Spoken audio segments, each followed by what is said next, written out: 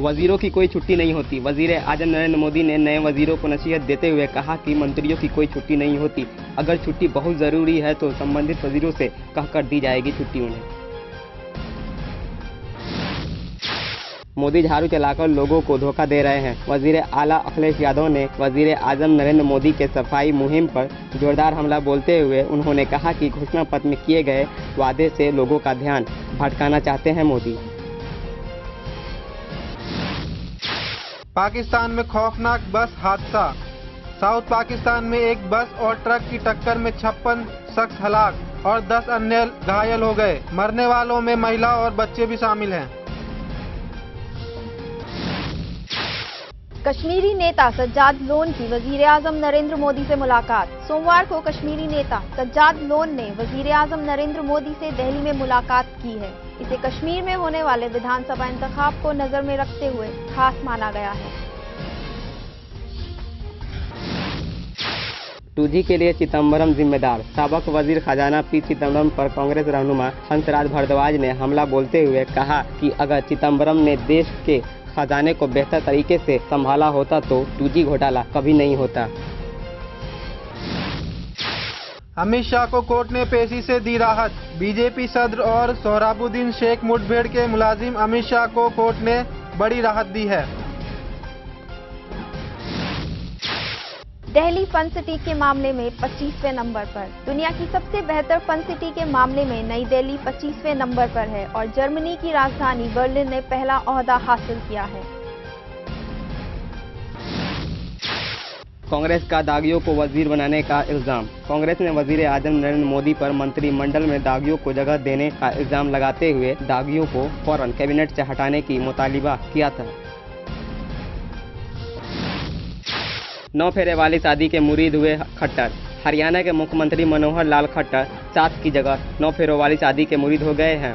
3 नवंबर को चंचल और दामिनी की अनोखी शादी हुई। इसमें दोनों लड़कियों ने 7 के बजाय 9 फेरे लिए।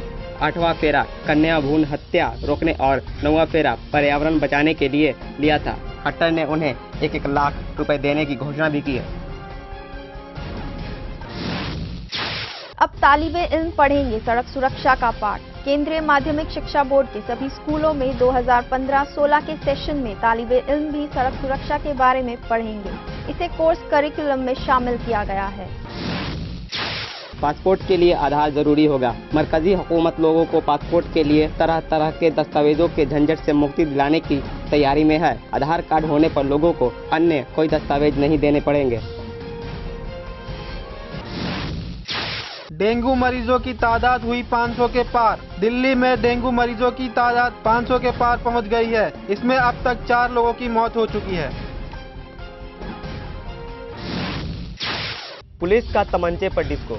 यूपी के शाहजहांपुर में नशे में चूर एक सिपाही के सरेआम डांस करने की तस्वीर सामने आई है। शर्मनाक हरकत सामने आने के बाद सिपाही को बर्खास्त कर दिया गया है। कनिमोझी के खिलाफ जारी गैर जमानती वारंट रद्द। अदालत ने स्पेक्ट्रम मामले में दरमुख सांसद कनिमोझी के हाजिरी नहीं होने पर उनके खिलाफ गैर जमानती वारंट जारी किया है, लेकिन घंटे भर के अंदर ही उनके वकील ने अदालत में पेश होकर अपनी मुवक्किल की गैर हाजिरी पर माफी मांगी। उसके बाद अदालत ने वारंट रद्द कर दिए।